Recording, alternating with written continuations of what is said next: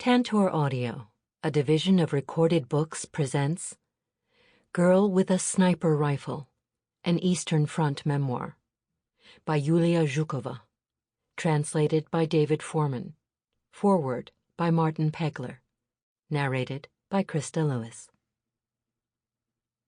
Foreword. I doubt that anyone who listens to this book by Yulia Konstantinovna Zhukova will have heard of her. She was not a high-scoring sniper like Lyudmila Pavlichenko or a poster girl like Rosa Shanina, but one of the hundreds of anonymous women snipers whose stories did not make newspaper headlines but who contributed materially to the defeat of the invading German armies. Zhukova came from a staunchly patriotic Soviet family, and she volunteered to work in an engineering factory as soon as she left school. In late 1944, she went to the Central Women's Sniper School in Moscow, from which she graduated and was promptly sent to the East Prussian Front.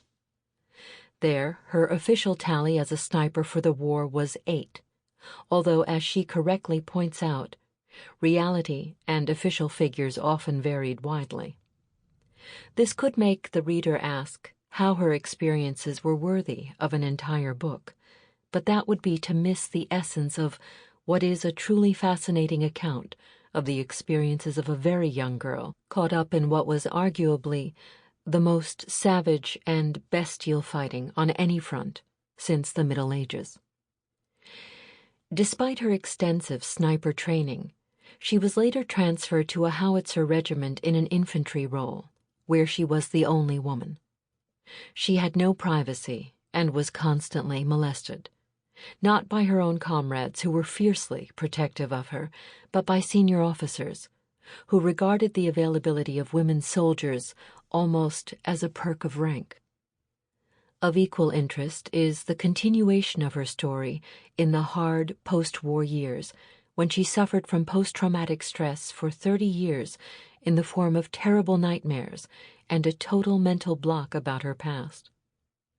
Her first regimental reunion in 1975 was not only to open the floodgates of repressed memory, but also effect a form of therapy, and she was finally able to acknowledge with pride the part she played in the defense of her homeland.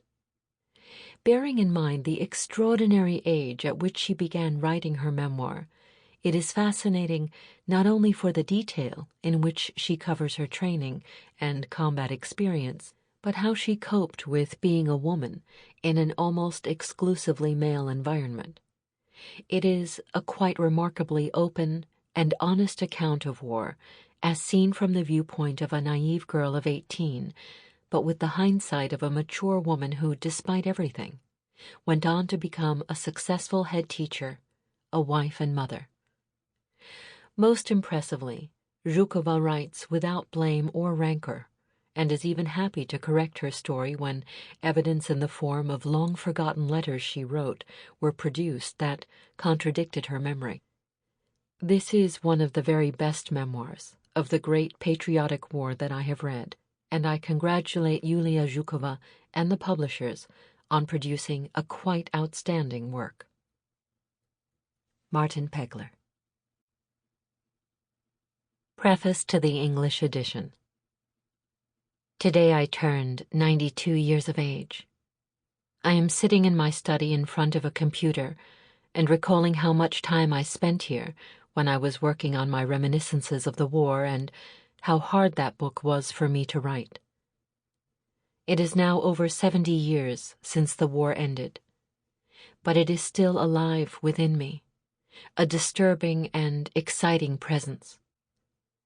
I would very much like to forget it, to banish from my memory the horrors I experienced as an 18-year-old girl. I remember that when I returned home from the front in August 1945, the first thing I did was to destroy almost everything that could remind me about it, even the letters I had written to my parents from the front and those which frontline friends had sent to me. All that remained were a forage cap, some epaulets, and a few photographs. I could not bring myself to dispose of them. Sample complete. Ready to continue?